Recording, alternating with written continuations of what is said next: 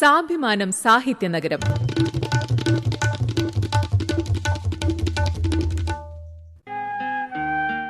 സ്മൃതി. കോഴിക്കോട് നഗരത്തിന്റെ ശേഷിപ്പുകളായിരുന്ന ഒട്ടേറെ സ്ഥാപനങ്ങളുണ്ട്. അവയെക്കുറിച്ചുള്ള ഈ കുറിപ്പ് തയ്യാറാക്കിയത് പത്രപ്രവർത്തകനായ KF ജോർജ്.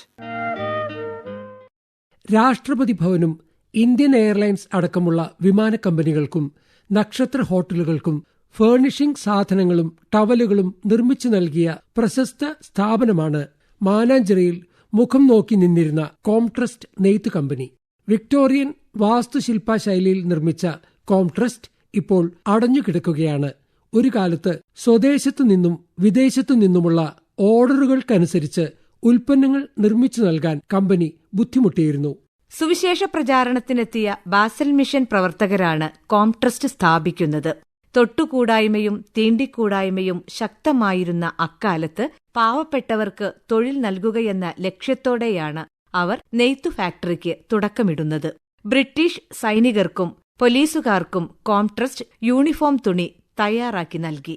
കണ്ണൂരിലും തലശ്ശേരിയിലും ചോമ്പാലയിലുമെല്ലാം അവർ നെയ്ത്തു ഫാക്ടറി നടത്തിയിരുന്നു. പിന്നീട് മംഗലാപുരത്തും ഉടുപ്പിയിലും തിരൂരിലും ഫറൂഖിലും പുതിയറയിലുമെല്ലാം അവർ ഓടു ഫാക്ടറികൾ സ്ഥാപിച്ചു.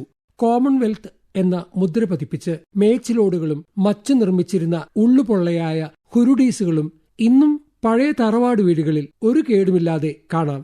ഒന്നാം ലോക മഹായുദ്ധത്തിനു ശേഷം 1919 ബ്രിട്ടൻ ബാസൽ മിഷൻ ഫാക്ടറികൾ ഏറ്റെടുത്തു.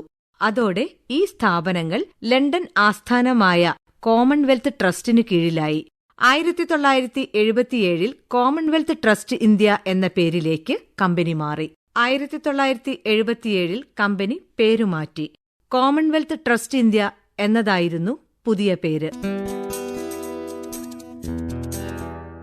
കോഴിക്കോടിന് സാഹിത്യനഗര പദവി കിട്ടിയതിനു പിന്നിൽ ഒരുപാട് പേരുടെ കൂട്ടായ്മയുണ്ടായിരുന്നു. കോഴിക്കോട് നഗരം എന്നെ ശരിക്ക് ദത്തെടുക്കുകയാണ് ചെയ്തിട്ടുള്ളത്.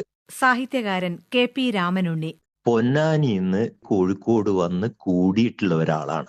യുനെസ്കോ കോഴിക്കോടിന് സാഹിത്യ നഗരത്തിന്റെ പട്ടം കൊടുക്കുന്നതിന് മുമ്പ് തന്നെ കോഴിക്കോട് സഹസ്രാബ്ദങ്ങളായിട്ട് സാഹിത്യ നഗരമാണ് എന്ന് നമുക്ക് പറയാം.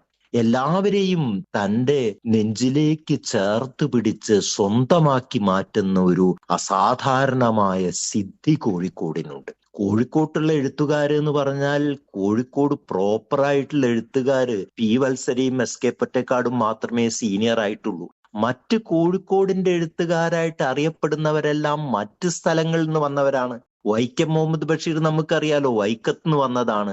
MT Vasudevan Nair, Uroob, NP Muhammad, UA Khader, ഞാൻ അടക്കം കോഴിക്കോട് പ്രോപ്പറായിട്ടുള്ളവരല്ല. പണ്ട് 6 or 7 ഭാഷകൾ കോഴിക്കോട് അങ്ങാടിയിൽ സംസാരിച്ചിരുന്നു എന്നാ പറയുന്നത്. മൾട്ടിലിംഗ്വിലിസത്തിന്റെ ഒരു കേന്ദ്രവും കൂടിയായിരുന്നു കോഴിക്കോട്.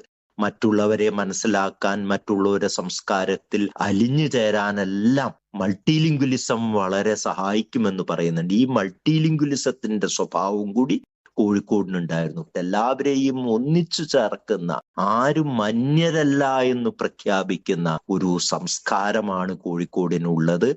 നിർമ്മലമായ മനസ്സുകളുടെ ഒരു കേന്ദ്രമാണ് കോഴിക്കോട്. എല്ലാറ്റിനെയും ആഘോഷിക്കുന്ന സ്വഭാവമാണ്. കണ്ടില്ലേ, കേരള ലിറ്ററേച്ചർ ഫെസ്റ്റിവലൊക്കെ കോഴിക്കോട് നടത്തുകൊണ്ടാണ് ഇത്ര അധികം പ്രചാരം അതിന് കിട്ടിയത്. ഇപ്പൊ മനോരമക്കാരിലെ ലിറ്ററേച്ചർ ഫെസ്റ്റിവലിന്റെയും ആസ്ഥാനം കോഴിക്കോടാക്കാൻ കാരണം കോഴിക്കോട് ഇങ്ങനെയുള്ള സംരംഭങ്ങൾക്ക് കിട്ടുന്ന സ്വീകാര്യത മറ്റൊരു നഗരത്തിലും കിട്ടുകയില്ല എന്നുള്ളതാണ്. കോഴിക്കോടിന് സാഹിത്യ നഗര പട്ടം കിട്ടിയത് തീർത്തും സ്വാഭാവികമാണ്. പൊന്നാനിക്കാരനായിട്ടുള്ള എനിക്ക് കോഴിക്കോട് എന്റെ സ്വന്തമാണ്. സാഭിമാനം സാഹിത്യനഗരം.